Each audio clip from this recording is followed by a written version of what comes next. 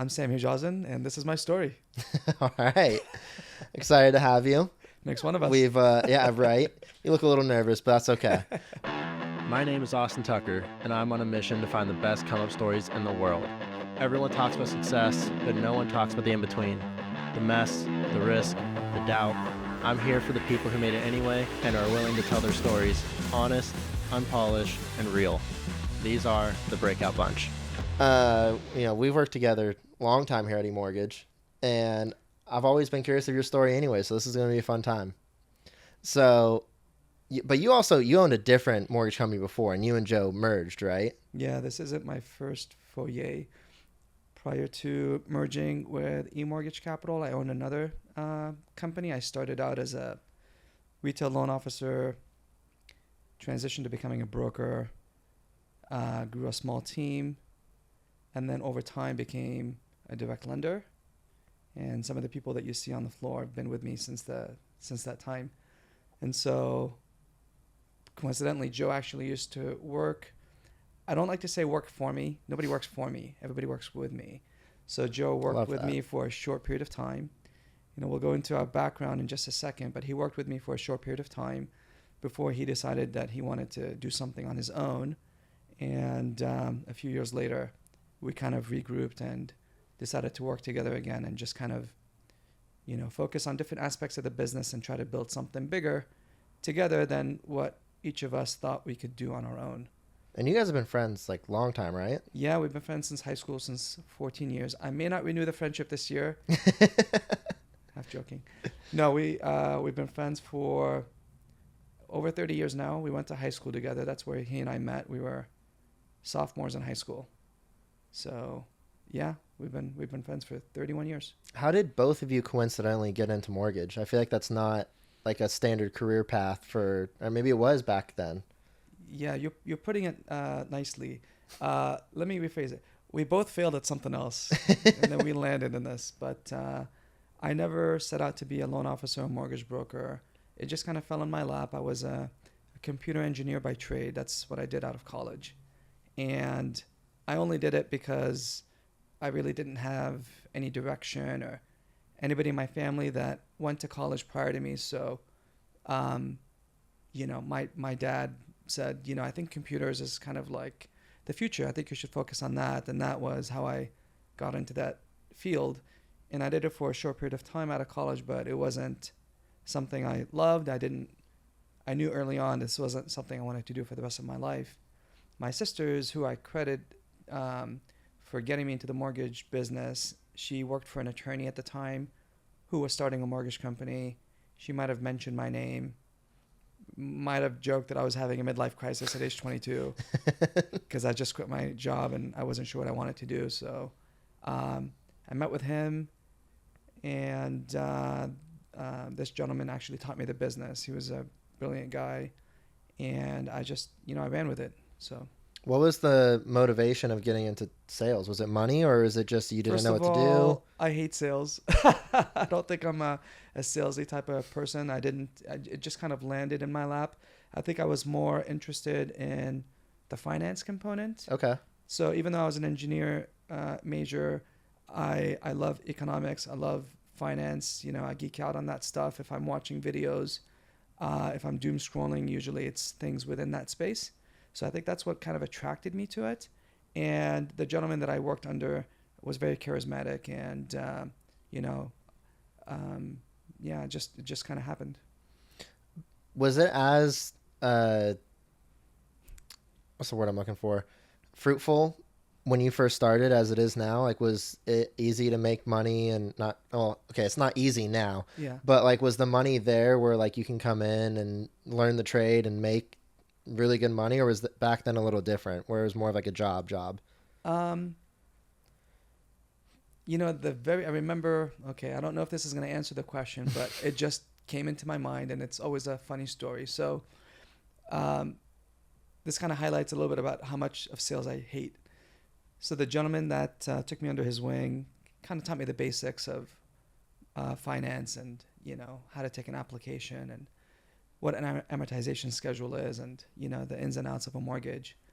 But even with all that training, over the course of, the few days, I remember the very first lead that I was speaking with, this gentleman in Hawaii. I was like a deer caught in a headlight. So I had somebody who was very nice, who was receptive, who clearly needed help, but I had no idea as to how to navigate that conversation. Like, I didn't know what the beginning, the middle, or the end was. I was just having a conversation with the guy. And I kid you not, I think looking back, that application process, I think it must have been like a 3-hour conversation. I mean, it just took forever.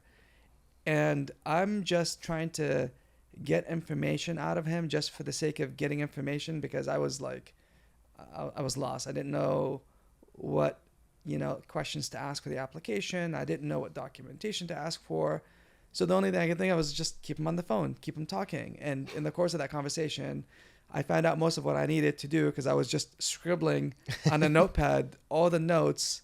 I completely forgot, what it meant to take the application on a 1003, what have you. So I was just taking notes on this notepad. And after I eventually hung up with him, and by the way, we didn't come up to any sort of resolution. I think we ended it. It was like 7:00 at night, 8:00 at night. And I was like, something to the effect of, well, I'm going to put all this information together. I'm going to get back to you. You never got to the close. After 3 hours, I kind of ran out of questions to ask. And so I just thought I would share that, because I still, every time I think about it, I crack up. But as far as the money component, I don't think in the beginning I made as much money as my engineering field, but I was so happy to do something completely different that it really didn't matter. Plus, I wasn't expecting my 10 years as a loan officer to be like a long-term thing. I always thought, okay, there's such thing as good momentum and bad momentum, Mm-hmm. right? And I think a lot of us instinctively know that, if you're doing stuff, opportunities kind of come up organically, right? It's the same reason why I tell people the recipe for success in this industry includes, just having conversations with people, because conversations eventually lead to applications that result in fundings. You're not going to close deals if you're sitting in a room by yourself and your phone is off. Like, it just doesn't happen. Right. You've got to put yourself out there. You got to talk to people. And so kind of along those lines, I thought, okay, well, I may be able to network with people. Another opportunity may come up. But even as I was doing it, I didn't think I was going to be a loan officer for life. That wasn't my long-term objective. But, true to that philosophy, that's exactly what happened within 6 months. I'm an engineer, so I'm extremely analytical, and I go about a certain type of way with, solving problems, and, a lot of the skills. And by the way, I get asked this question a lot about, do you regret going into your field that, now that you're not using it? And the answer is no, because I learned a lot from going, through that experience and all those courses and all that math and engineering and programming and coding and all that stuff, is that, it helped me acquire or hone in certain skills that I think benefit me even today. So when I was a loan officer, and by the way, I was a loan officer for like 5 months, but in those 5 months, eventually, I acquired the knowledge. I became better at guidelines and matrices and solving problems. That was a big part of why I think I was good at what I was doing, is that I'm able to solve problems and understand guidelines. And you turned it into an engineering solution. It was an engineering product. But, as I started putting applications together, I would work with a couple of banks, one of which specifically, the account exec at the time, he would tell me, is like, your files always go in super clean. Like, when your approvals come out, there's like no conditions. Like, it's like, we wish that you were the model for everybody else here. You're so good. Plus, I was good at putting together loans, LOEs and all that kind of stuff. So when I sent my application in, I told a complete story. I never left anything to chance, right? It just came, it was natural. I thought that's what you needed to do. So at one point, he's like, we have an opening for an underwriting position. I think you should interview for it. So I did. I didn't even know what an underwriter really did. And so I interviewed for it. They gave me the job. And, one thing, I mean, even today, I don't know everything.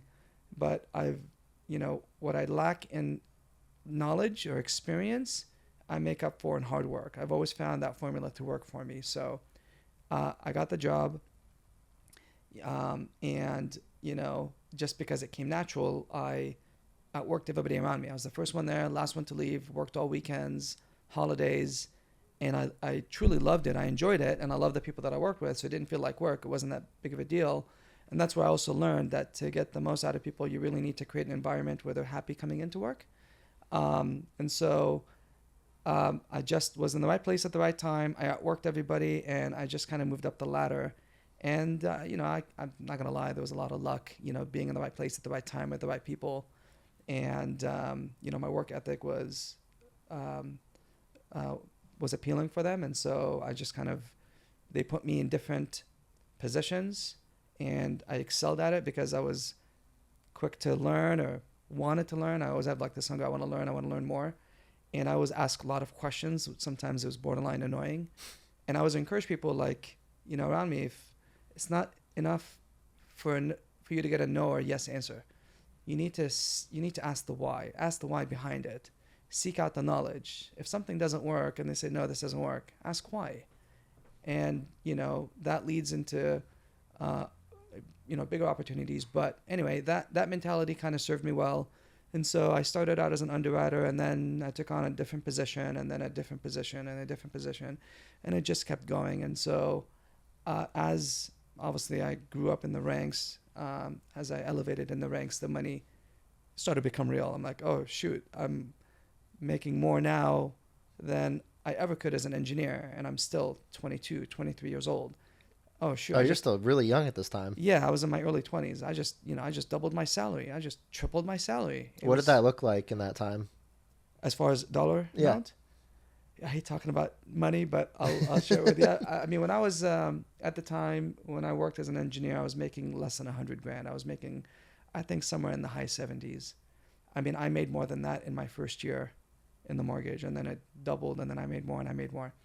But something we were talking about prior to starting this conversation is, it's not enough. And again, your experiences as a child shape your behavior as an adult, and that for me that was very, very true. And I have a very fond memories of my childhood. I don't look at anything in a negative way, but a lot of the things that I experienced or observed shaped my personality in certain ways. And so instinctively, I knew that making money was good, but keeping it was more important. And so what to do with the money that I earned was just as important as focusing on making more money. And, working in the mortgage business, you see people making a lot of money and losing it quickly. I mean, there was one guy who worked in the office next to me. I specifically remember he had 27 homes, 27 rentals.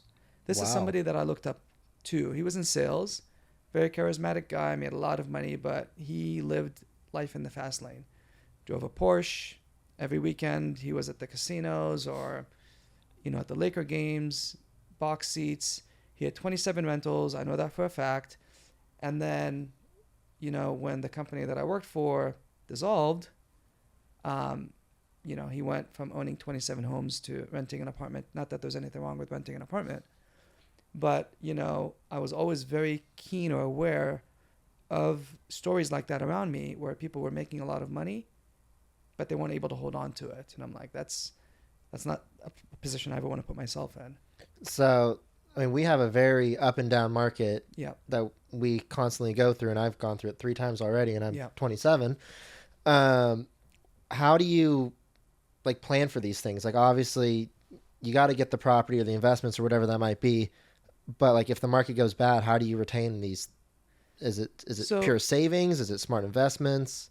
So here's what I would say, not just for this question that you asked, but I think just in general, the way we talk about a problem or an issue will impact or determine how you deal with it. So with regard to the mortgage industry, it's not a marathon, it's a series of sprints. As a mortgage originator, as a company owner, you've got this goal that you're trying to fund as many loans in that month, and then in the beginning of the month, you feel like you've got to start over. And I went through those cycles, and I got burnt out by it, and I had a conversation with myself. I'm like, if I'm going to stay in this, like, I need to kind of change the way I approach it. And so I know it sounds very gimmicky or salesy, what have you, but I look at things a little bit different. Like, okay, this is a new month to do better than what I did last month, or I didn't accomplish my goal. Now is the opportunity for me to, start again, or kind of reframing the way that I look at it so I don't feel the sense of burnout, because burnout is a real thing in this mortgage industry. Like, I see loan officers work super hard for a few months, make a bunch of money, and then they take 6 months off. I see it all the time. So you just have to change your approach to how you look at your role, the industry, and what you do with that money. And by the way, I think I shared this with you earlier. First one to go to college in my family. Never had anybody that kind of, taught me the way. I come from very humble beginnings, and, I've always, I wouldn't say had a sense of like scarcity mentality, but I'm not gonna lie, I always felt like whatever I had wasn't enough. The goalpost was always moving. Mm-hmm. And so, but that, when you think about, and that's all you think about over time, it becomes very draining. And so I was aware of it, and so I had to just kind of like reprogram the way that I think. And so in my mind, I'm never chasing the dollar. I'm chasing what the dollar represents or brings with it, security, right? That's the number one thing.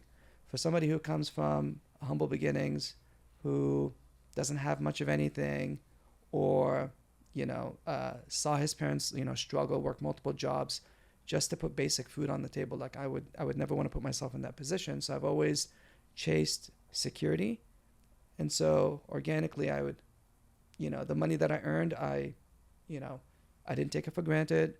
I don't have any vices. I don't gamble. I don't do things that I consider to be reckless because I work way too hard for it. And so I taught myself basic investing, and I'm in the real estate business. So obviously I really got into real estate and figured out, well, what's important to me. Even within the real estate, we use the term investing very loosely. And to this day, it's not uncommon for me to tell like my clients, if somebody calls me and says, I'm looking to invest in a house, I kind of just like to kind of peel the curtains a little bit, and I start to ask basic questions, have a conversation. What does that mean to you exactly? Are you looking to just park your money into something that you can walk up to, just put your hand on and say, I own that? Because, that's valid for some people. Like, there's nothing wrong with it. But if you want my take on what it means to invest in real estate, my philosophy may be different than yours. So for a lot of people that maybe have not gone through that same journey, or may not be as, I wouldn't even say savvy. I'm not above anybody, but I kind of bring them into my way of thinking just to give them a different way to kind of look at things. And so I've been very careful with how I deploy the money that I earn, and whether it's in real estate, whether it's in the, equities or what have you, I'm very careful. I try to study. I don't put in money into things that I don't understand. And the other thing I've figured out is that, you don't want to be, the saying, jack of all trades and the master of none. You bring that philosophy into investing. You don't need to figure out 100 different things, or you don't need 100 different things to hit for you to be successful. When you think about, like, for example, like Amazon, right, or Jeff Bezos, 99% of his wealth is in Amazon stock, right? Most of the billionaires that you see out there, 90%, the majority of their wealth is within, like, the company that they founded, or concentrated in one thing or another. Right. And so I'm like, why do I need to become an expert at all these different things? Just pick one or two things, know them well, and you should be fine. And that's worked well for me in the past. So I try to just focus on one or two things, and they tend to be the things that I'm either involved in every day, or the things that I enjoy. So it doesn't become, kind of like work, because I love real estate. I love what real estate represents. And from a guy who, grew up living in a 1-bedroom apartment with 6 family members sharing a 1-bathroom, for me, the definition of wealth, making it in this country, was always a home.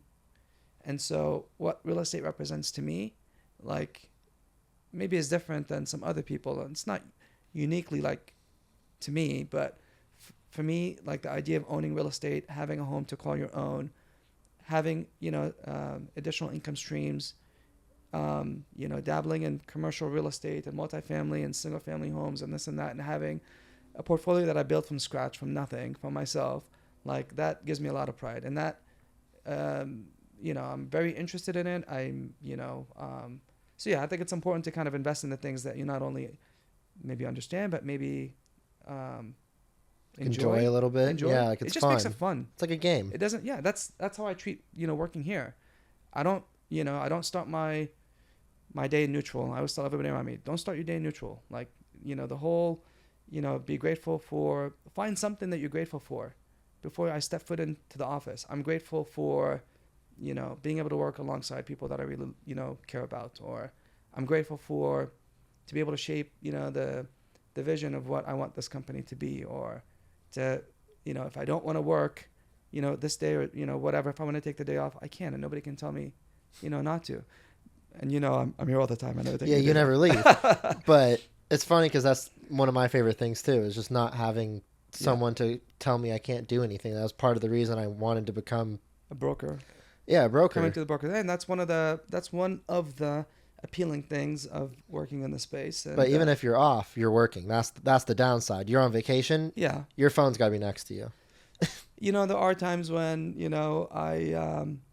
I'll take a hard my girlfriend will tell me, like, no, you're turning your phone off, you're not doing any work. But most of the time, to be honest with you, what I do, I don't, even with all the stress and stuff that comes with it, I don't consider it work. Right. I think that experience of doing something that I really did not want to do, that experience as an engineer out of college, as short of a span as that was, the feeling that I had when I walked into that building every day, I'm like, I don't ever want to be in that position again. So even on my worst days here, that's still better than that experience. That's great. So I always think about that, and I have to gently remind a lot of people around us. There are a lot of people out there that that do hard, back-breaking labor. That to me is work. For what we do and for the earning potential that a lot of us have, I don't think any of us have any room to complain. We're all gonna have our good and bad days, but we have it pretty good. Well, it's perspective. Like, one of my favorite things I ever heard from a mentor of mine was, we're not in sales, we're professional friend makers. So if you look at every phone call like you're just trying to make a friend and help them out, Yeah. it's very different than I got to make $1. And I'll add something to that. So, when I was originating, I don't originate as much anymore, but when I would take an application, and maybe it's from that very first experience, that story that I told you, instinctively I knew that it's never an application, it's a conversation that you're having. And part of that conversation, sometimes you want to get to know that person outside of what you're capturing on that application, right? So on a lot of my files in years past, I would have a little notes folder about things that I would either, that person would share with me, or notes from conversations. And oftentimes when that person would reach back out to me, first thing I would do is I would go back to my notes folder, because I want to remember, how did I meet this person? What are some of the things that we discussed on our previous calls? Trying to bring myself up to speed. And it's not to be fake. It's because you want to show that you care. That's how that was my motivation that was my why, because you and I know people will do business with you if they trust you, but they'll only keep coming back if they like you. Right. The reason why we spend so much time and energy on making sure that our Google reviews and our online standing is what it is because we want to establish a level of trust. It's not the only thing, but it certainly helps, right? Especially depending on how you go about generating your leads on your marketing. Having, a couple of thousand 5-star reviews gives you a little bit of credibility with somebody you have no, relationship with. But beyond that, like, you need to be able to connect with that person. I have people calling me. I mean, I've been in this industry for this is my 23rd year. I have clients, and I know them by name, and they've become friends of mine, that I've been working with for nearly 20 years. I've helped them buy, refinance their kids, buy and refinance. One of them, became a realtor, and she's now one of my referral partners. It's like, it's a beautiful thing. Why wouldn't you want to have that? And the only way you're going to be able to capture that is if you, create some sort of rapport with them. And that's not going to happen if you're doing one loan every 2 or 3 years and you're just taking an application, Right. or you're sending a point of sale like link, hey, fill out this application. I know it may not be the most efficient way, but the vast majority of people who are industry loan officers, they're not closing 1,000 loans a month. I think it's an excuse. There's plenty of time. You have plenty of time, if you take this seriously, to really find ways to connect with that person on the other end and find ways to stay engaged, because that was the other thing. Finding ways to stay engaged with them and being top of mind, well after that transaction is done. I think it's a very important skill that doesn't get as much attention. It doesn't, and we got really used to sending out a POS link during COVID because it was like shooting fish in a barrel at some point. But I really tried to get away from that shortly after, because if they don't remember your name when you call them, you're like not going to reap all the benefits of making that rapport with them, of their friends, their family, their second home, their kids, all the times you can get basically a free lead because you only paid for it once instead of having to get a new lead every other time. Yeah, it's the cheapest form of marketing. I would say, to your point earlier about being their friend and trying to connect with them on that level, I think a lot of loan officers discount the level of authenticity, if I'm conveying it the way I'm properly, that comes through when you're having those conversations with people. At least for me, when I'm having a conversation with a person who's trying to sell me something, I can generally tell if that person is being authentic or is, advising me in the best way possible and has my best interest versus somebody who's trying to sell me. I think salespeople have a bad rap because we're focused on what's good for me, not what's good for the other person. At least for me, maybe because I'm not very good at sales and I never really liked sales too much. Like my approach was always very different. It was more of like, maybe on an let me educate you, how can I help, that kind of thing. And, I tried to put myself in their shoes and advise them the best way that I could. And that worked for me very early on. And I was smart enough to recognize it. And I'm like, okay, I feel good. This feels authentic. Like I don't need to, I can look myself in the mirror for making this recommendation or advising this person to push forward or not push forward. Oftentimes people reach out to me and say, and will ask, does this make sense? Does it make sense for me to buy? One of my friends who I'm currently helping, get pre-approved for a mortgage called me last night. He's like, am I doing the right thing? My payment is more than doubling. You see my finances. What do you think?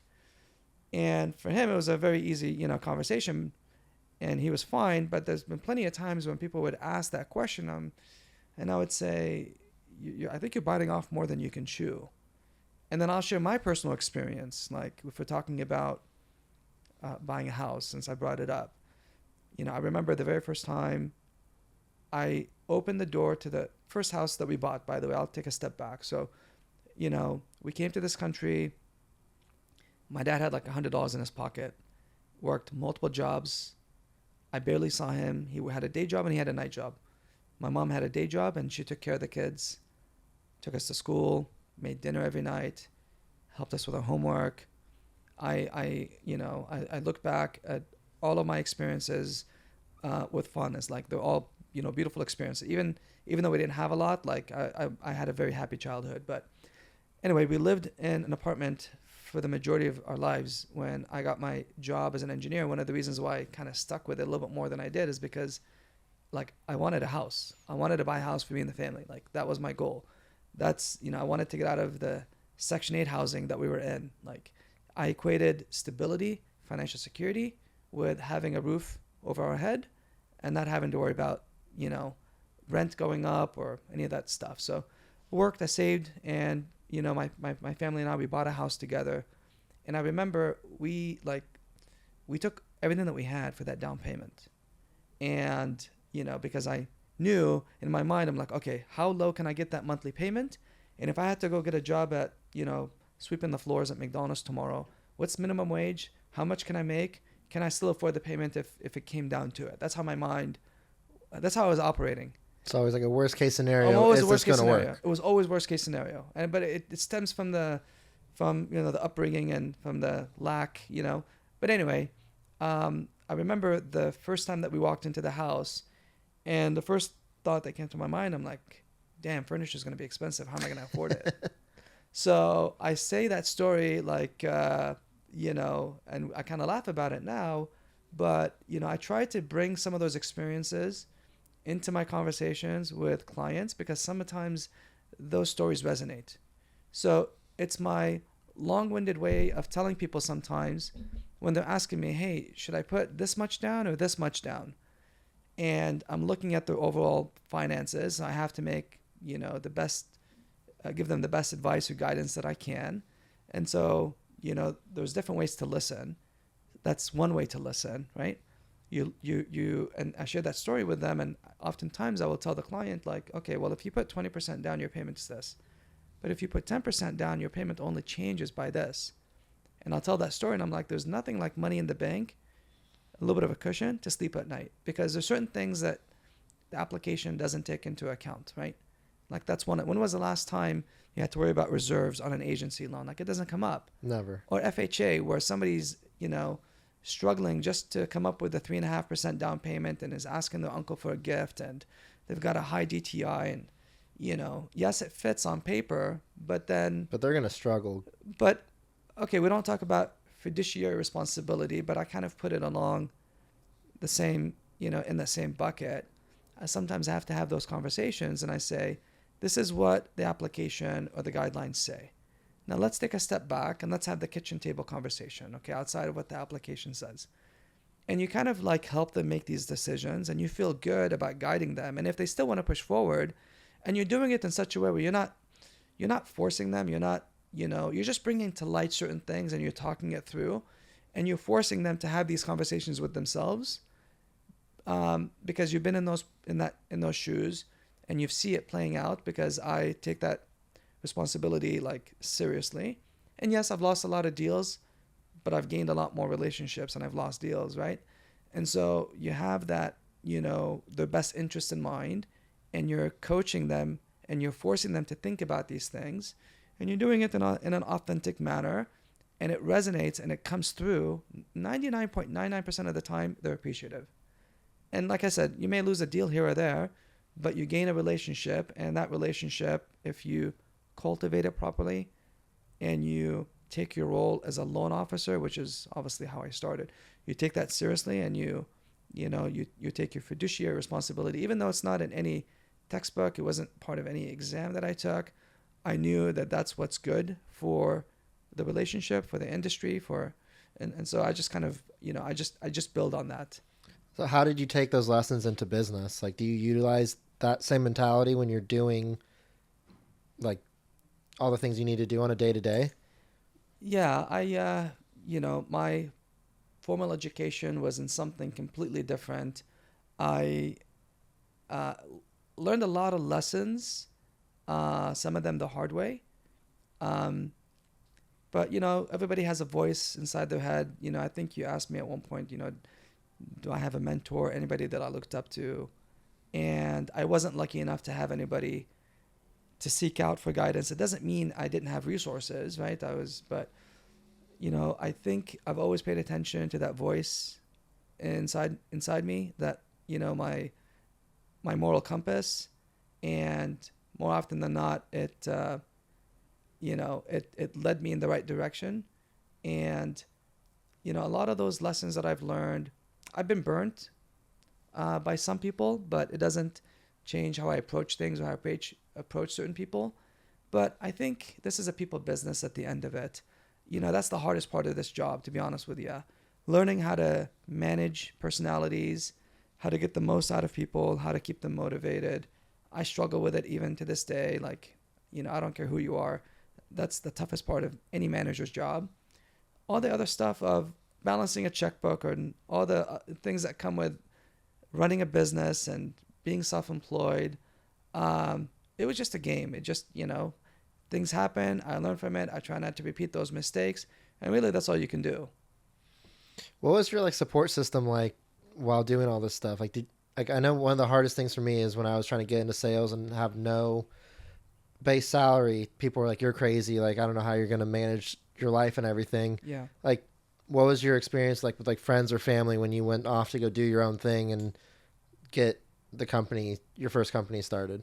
So my immediate circle of support, like my family.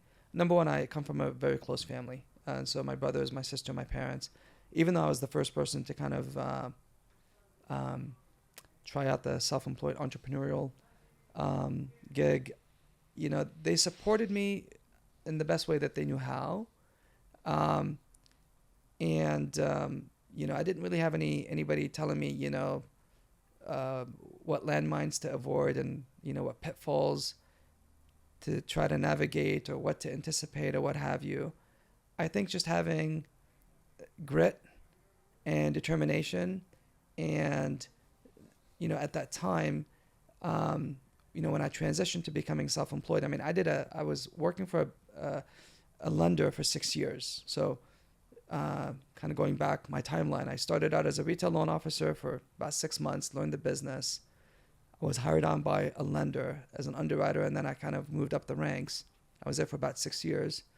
And it was wonderful 6 years. That was one of the best companies I ever worked for. But I put in long hours. I worked a lot. And when the company folded, all the PTO, all the vacation time, my,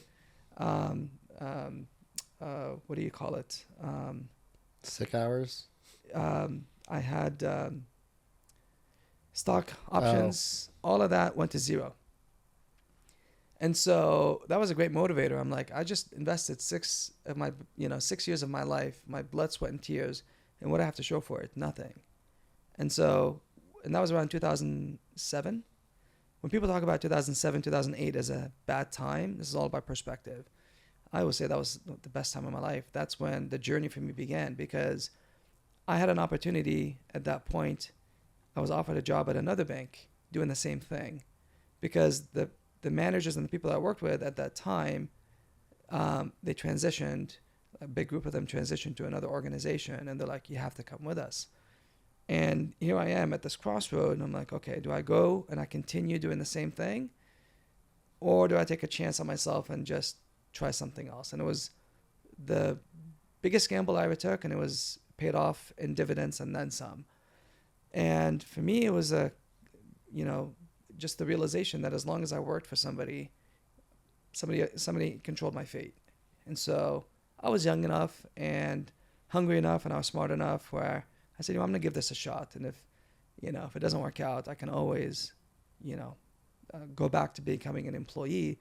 But I look back and I thank, the heavens and the stars and God that I made that decision to take a chance on myself and to become self-employed and to go down that journey. It was scary. I learned a lot, but I'm glad that I did. Well, it's interesting because like you talk about security a lot, and it's almost like you were at that crossroad and the insecure part was sticking on the what people would call secure, just going with whoever you can find to get you paid on a monthly basis. Yeah. And the most secure part was you betting on yourself and knowing that as long as you worked as hard as you would end up building the security for yourself. Yeah, I know I'm not the smartest guy. I'll never be the smartest guy in the room, but I can outwork most people. And, I'm not afraid to bet on myself. And not that I think everybody should follow this mantra, but a lot of times it does hold true. Sometimes as an individual, you need to ask yourself, or have this mind frame or this mentality that if you want to be successful in life, a lot of times you need to look at everybody around you and just take a different approach. Take the contrarian approach. If, everybody around you is telling you, go left, sometimes you're better served going right. And so, yeah. Well, I feel like when you go take that second path, a lot of times people will be like, oh, well, you got lucky. No, there's a lot of luck. I'm not, you got to put my ego aside. I'm good at some things, but I got lucky in a lot of ways. Like, I've had good luck and I've had bad luck, but I've had more good luck than I've had bad luck. Yeah, but I feel like the luck, like, it's not as much luck as we think it is, because you're out putting yourself in the positions where you're going to find that opportunity rather than just purely being lucky like it came to you. So Like, there's different ways to look at how the luck. here's how where I'm comfortable saying I was lucky. I was lucky to be born into a very loving and nurturing and supportive family. I don't think anything that I could do as an individual, would impact the fact that I was born into the family that I was born into. I was very lucky that my dad at one point, decided, hey, look, I want to try to build a better future for my family, so I'm going to take a chance and go to America and make something of myself. I got very lucky when my mom applied for our visas at the embassy and they told her yes when, everybody around her was saying, you're crazy. You think they're going to give you a visa to go to America with 4 young kids? Like, they're never going to do that kind of thing. There's a lot of luck. I got very lucky, and my sister made an introduction to the gentleman that she made the introduction to that taught me the business.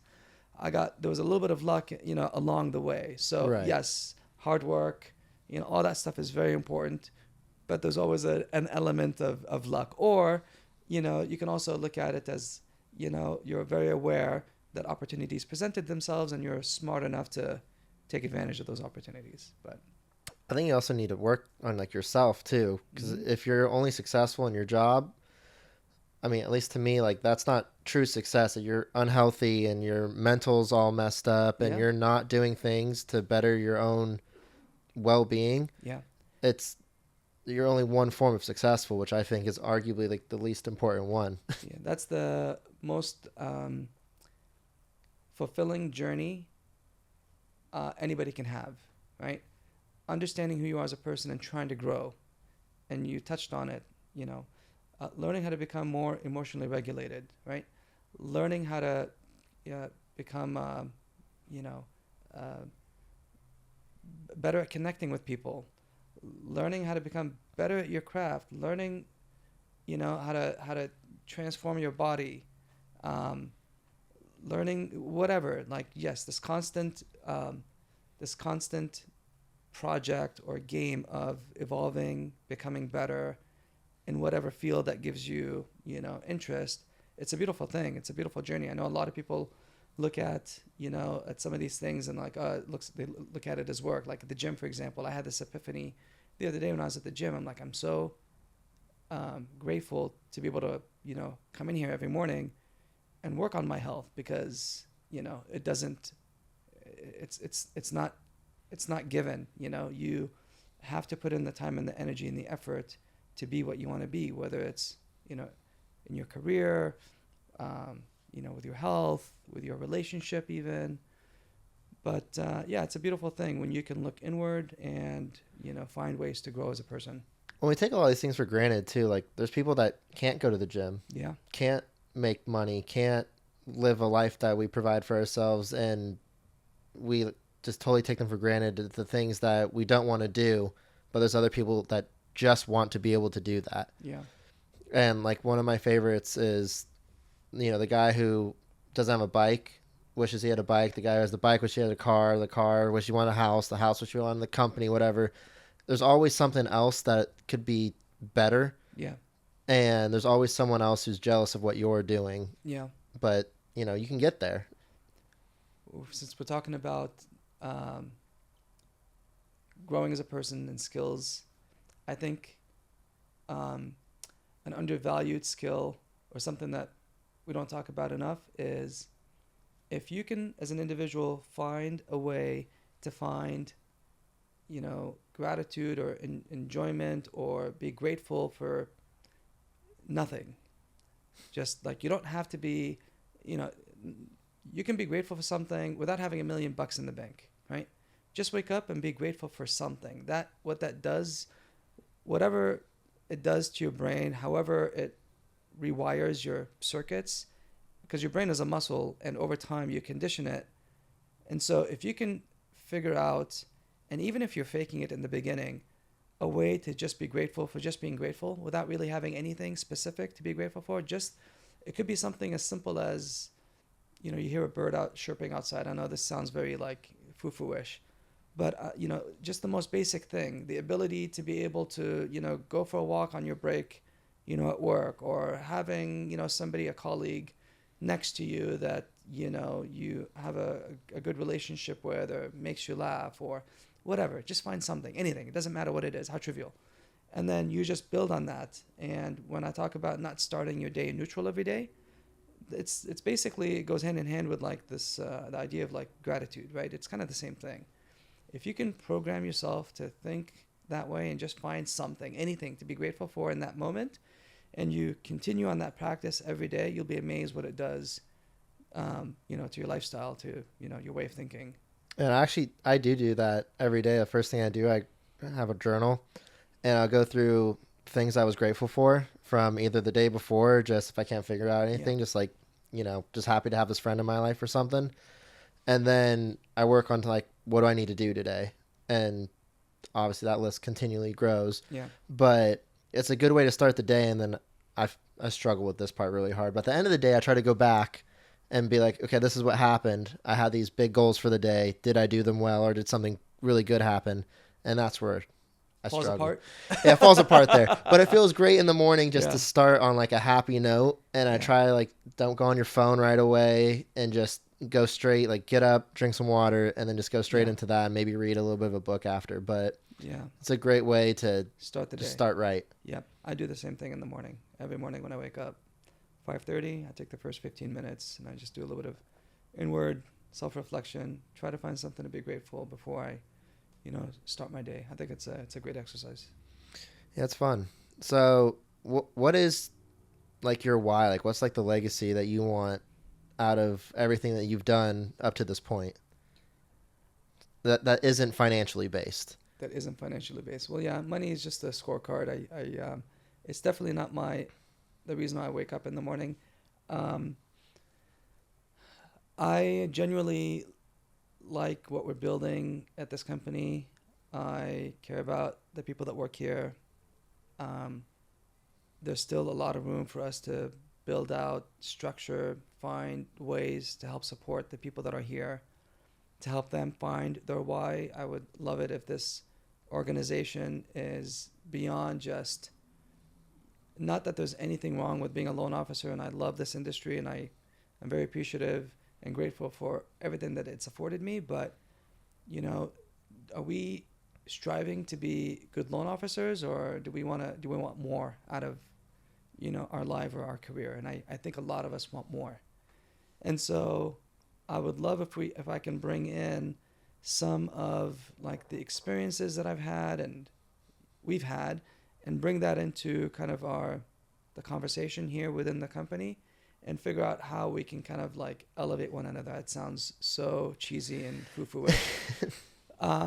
But, and you can edit this out, but, like the ultimate goal for me is to build the best culture that I can with the group of people that I have, and, give people here an opportunity to make a good living, be proud of what they do, and be able to, in part or fully, go through a journey similar to mine, because this industry has afforded me a lot. I went from living in a one-bedroom apartment to owning a house, and now I've paid off my parents' house. I built my dream house, put my brother in med school. I mean, there's just so much, and I've been able to give back to my community, and we offer medical insurance to our employees. I mean, these are all like great milestones that I'm very proud of. And so all of us have the ability to accomplish all of those things and more, whatever their individual whys are, through the broker channel and the work that we do. And we can do it holding our head up high and be proud of the work that we do, and make, a decent living doing it, and, build a lot of friendships along the way. Yeah, I don't know how you're going to splice this up to make it, Someone else's job. Someone else's job. But the reason I asked that question is so when mortgages went bad in 2022, whenever that was, I started doing valet. And a guy rolls up in a Rolls Royce, and I asked him, what do you do? He's an international arms trader. He has 7 passports. You can't even get 7 passports. But we started talking, and he was like, what's your why? I was like, want to be rich. Like, I want to have money. I want to be able to have financial security. And he's like, that's not going to work. Money gets boring.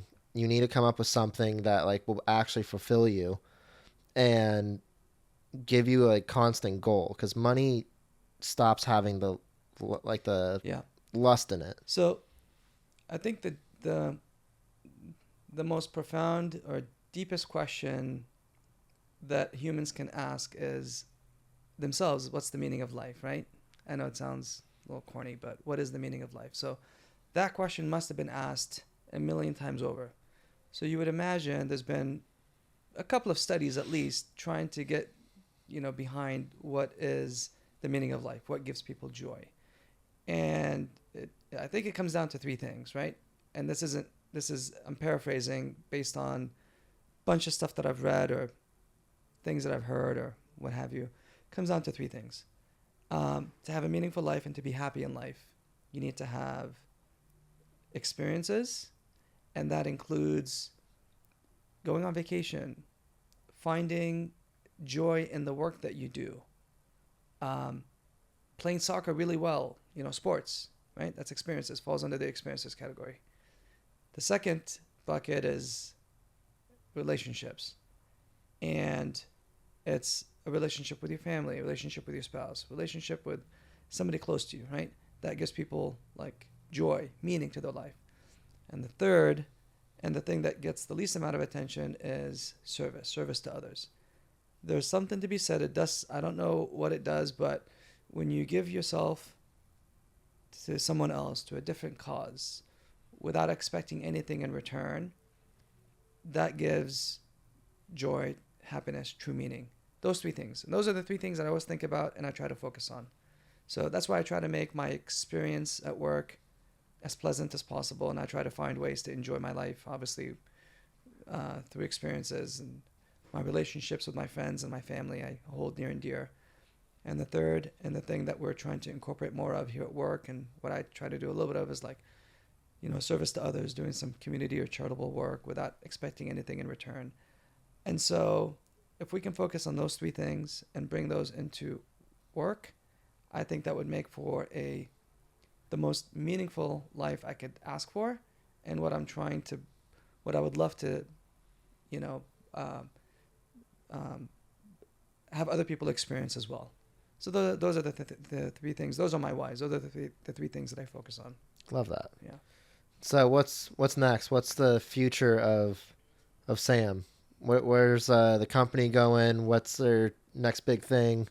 So I think this, over the past 2 years, we've assembled a pretty kick-ass team, and I find I get a lot of joy out of kind of seeing them kind of grow into their roles and kind of shape what their role is, and kind of take ownership of their departments. And my 5-year plan is to just continue to build on that and invest in them in whatever way I can, see them kind of grow and kind of grow their departments. And that obviously in turn will support my loan officers, making them the best that they can be at their job. And so it'll kind of like feed itself. And so I'm committed to continuing going 1,000 miles an hour for the next 5 years and just kind of seeing it evolve into what I know it can be.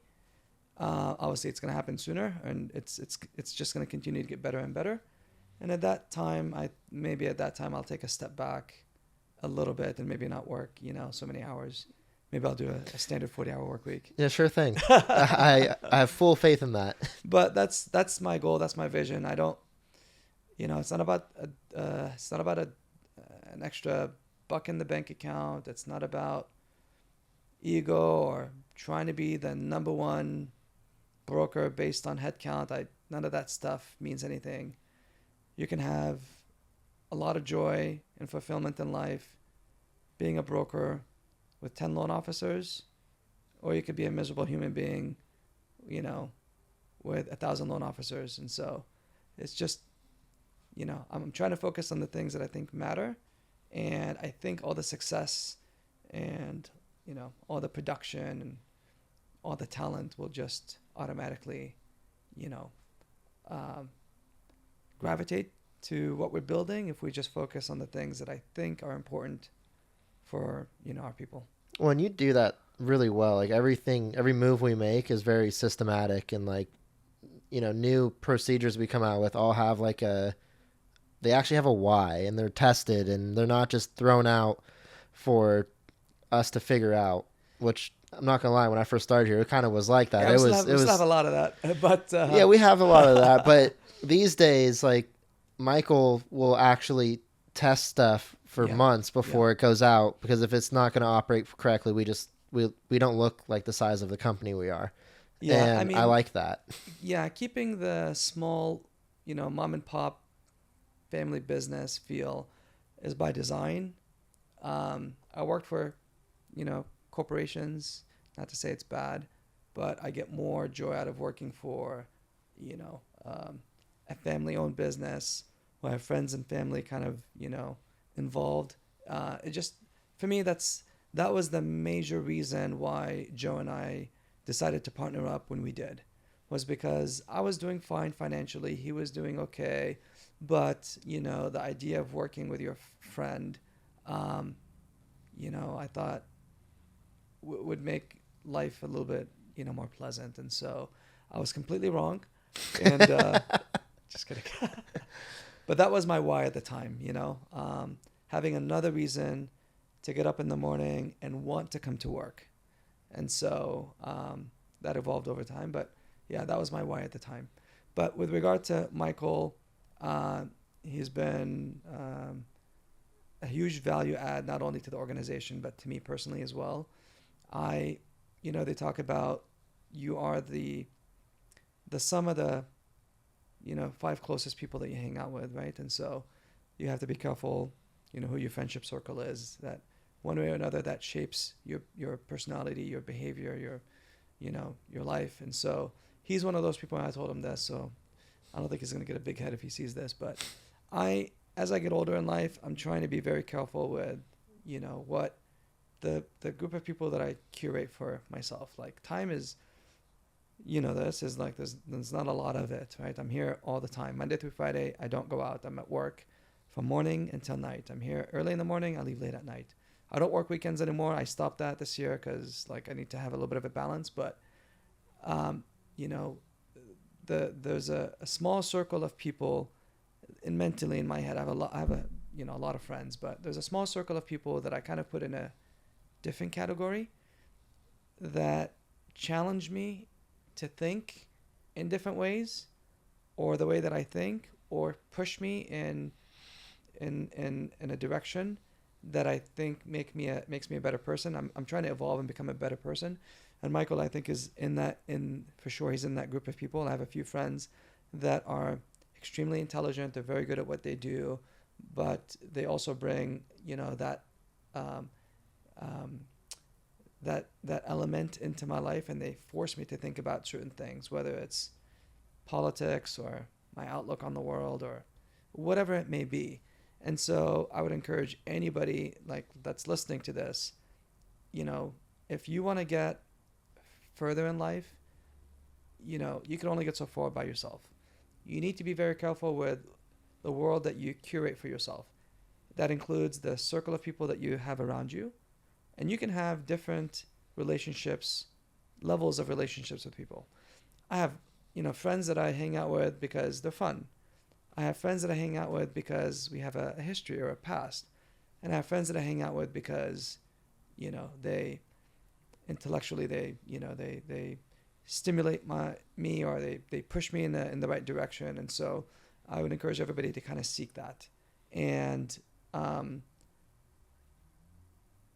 think that's the point I was trying to make. Yeah. Appreciated that out. So we'll end on this, but if someone wanted to venture into the world of entrepreneurship but isn't there yet, like, what is something you would say is like, this is how you start, this is the mentality that you should have, or just something to bring this home? Did I share the story of my very first foray into the entrepreneur? Did I tell you the story when I was 7? Oh, the cookies? The cookies. I know very little of it. My very first job, when I was 7 years old, my mom baked some cookies for me, and I had like a neighborhood stand, kind of like my version of a lemonade stand. And I learned a lot about, even, looking back, about people, rejection, what it takes to have a profitable business, how to manage finances. I think these are all important things that you need to seek out. And there's just so many resources out there. YouTube, books. There's so many self-help books. Read as much as you can. Gain as much knowledge. Just absorb as much as you can. But, be true to yourself. Entrepreneurship is not for everybody. Like my experience as a child, I think those shaped my outlook on the world. And I could have easily taken the secure path, but that voice inside my head said, everybody around you is doing it this way. If you want to have a different outcome, maybe you should do something different. And I asked myself that question: do I want to, go down the safe path, or do I want to go down this road that may lead into something bigger? And so that was the inflection point for me. And I was aware enough, even at that age, that, hey, if I continue to do what everybody around me is doing, I'm going to achieve the same results. So maybe it's time I do something different. So that voice that you have inside your head, sometimes it's good to just slow things down, have that conversation. And you don't need a mentor. If you have one, you're way ahead of where I was in life. Be careful with the self-help, coaches. Having an accountability partner, I think, is a great thing. But just know that things aren't always what they seem. And, I think most of us have it within us to get to where we need to be. You just have to have the discipline and, the foresight and, and the willpower to want to get there. And yeah, if it's not for you, there's no shame in it. Being an entrepreneur comes with a lot of ups and downs. You have to be comfortable with knowing that there's a good chance that you may fail a couple of times. And if you're comfortable with it and you still want to pursue it, just effing do it. I love that. Just effing do it. Just effing do it. I think that's gonna be my new podcast. Just effing do it. I think that's a great idea. Well, this was great.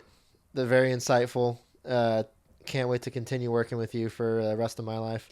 I can't believe you're only 28. Yeah, it's crazy, huh? I started this job when I was 20 or 19. Yeah. So around the same time you did. You're much further in your career and your knowledge and, how I observe you conduct yourself. And, you're a very smart guy. And, when I look back when I was 28, I was still a kid. I still consider myself a kid. I was very sheltered. Even with, me having branched out on my own. And, I still lived at home up until the age of, I won't tell you. But I didn't move out until I was like my early 30s, like 32. Really? Yeah. So knowing what I know about you and your story, and I think you've accomplished quite a bit for being on this planet for such a short period of time. Well, I appreciate that. Keep it up. See where you're at when you're 38. We'll have to do another episode. It'll be about me. I'll be on Just Effing Do It. Just Effing Do It. To everyone who made it to the end, I appreciate you and all the support you've given so far. Stay tuned for weekly episodes. And if you know anyone who might be a good candidate for the show, please drop it in the comments below or shoot me a DM.